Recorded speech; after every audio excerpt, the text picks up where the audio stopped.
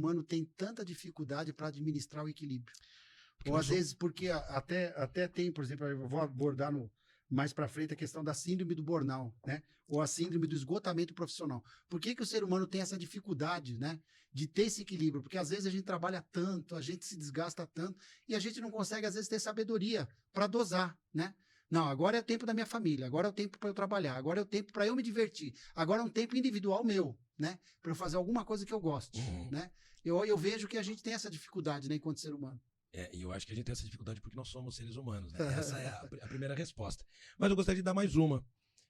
Eu acho que o conceito de felicidade do qual a humanidade compartilha hoje, em grande maioria, é o seguinte: quando a gente pensa em felicidade, é quase, de maneira inevitável, a gente acha que felicidade é um estado sempre de prazer e de alegria. E aí, se eu acho que felicidade é alegria ou é prazer, todas as minhas forças estarão voltadas para a busca desse prazer ininterrupto. Podemos ver isso hoje no grande aumento também do consumo de substâncias ilícitas, né? Sim. Cada vez mais o problema tem se alastrado tanto no número de substâncias quanto no número de pessoas envolvidas e pessoas cada vez mais cedo. Eu gostaria até de trazer aqui uma reflexão para que, ao invés da gente imaginar que felicidade seria igual, né, sinônimo de prazer, eu gosto de pensar a felicidade como a nossa capacidade de lidar com a realidade. E aí voltamos aqui, né? A realidade tem aspectos positivos, prazerosos e aspectos desconfortáveis. Assim como, você é pai, você sabe isso melhor que eu, uma criança, às vezes ela tem uma tendência a preferir o paladar doce, né? Só que se um pai ou uma mãe continuar só dando doce para a criança, ela não vai crescer bem nutrida, pelo contrário, ela vai adoecer. Mas ainda assim ela tem dificuldade de aceitar o amargo, o salgado. Só que se uma pessoa ela consegue lidar com todos esses sabores, ela vai ter uma boa nutrição. E aí, do ponto de vista das experiências da realidade, eu também vejo a mesma maneira. Eu acho que se o ser humano começasse a pensar a felicidade como sua capacidade, né, de ele abraçar a realidade, a própria natureza dessa busca incessante por prazer, ela diminuiria. E o que aí talvez poderia ajudar a responder a sua pergunta sobre o equilíbrio, né? Então a gente está muito voltado ainda para essas questões do prazer, felicidade, como a vida como a ausência de sofrimento. Isso é impossível. Mas você não acha que a felicidade não é só viver coisas boas, né? Eu acho que as adversidades, lógico, os momentos ruins, os momentos que a gente às vezes, nem todo dia a gente acorda bem, né? Nós não temos aí uma vida linear, né? A gente oscila, um dia a gente está bem, outro dia não está. Às vezes a gente até começa bem, mas o dia... Falei, puxa, hoje eu não deveria ter saído da cama, né? Mas eu acho que isso faz parte, eu acho que esse tempero da vida, né? Eu acho que o importante é a gente saber lidar e vencer quando as dificuldades, os problemas aparecem, né? A gente poder ter essa sabedoria de poder vencer. Eu acho que a felicidade, para mim, eu acho que é esse conjunto, né? De você, é lógico, poder viver o melhor, mas também nos momentos difíceis você ter sabedoria ou ter resiliência para passar aqueles momentos. E quando a gente passa, também vem um sentimento gostoso, né? Um sentimento... Muita gente vai experimentar uma satisfação maior. Porque imagina se a gente só vivesse coisa boa. Exatamente. A gente ia ficar... né?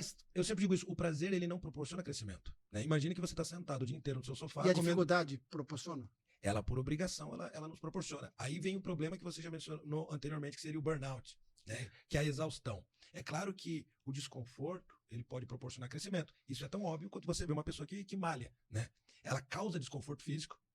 E qual é o objetivo? Crescimento. Se ela ficar sentada o dia inteiro no sofá comendo a sua comida preferida, assistindo o seu programa preferido, em nome desse prazer, desse suposto bem-estar, pelo contrário, ela vai adoecer em todas as formas. Se isso vale para a fisicalidade, se isso vale para o corpo material, por que não valeria para o corpo mental? Então, assim, mas de novo, hoje a gente vê, e vemos muito isso, e eu vejo até com certa preocupação, o ser humano fazendo esse divórcio da realidade, né?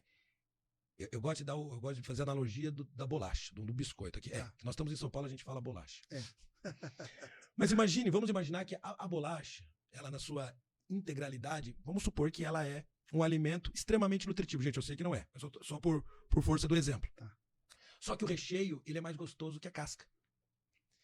E se a criança ou a pessoa, ela arrancar a casca e só comer o recheio porque ela está procurando o sabor mais adocicado, ela vai abrir mão da experiência completa.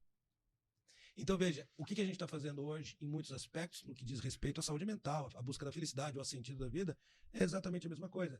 A gente está viciado em prazer, né? E de todas as formas, seja prazer através das redes sociais, através da comida. O mundo tem oferecido cada vez mais distrações.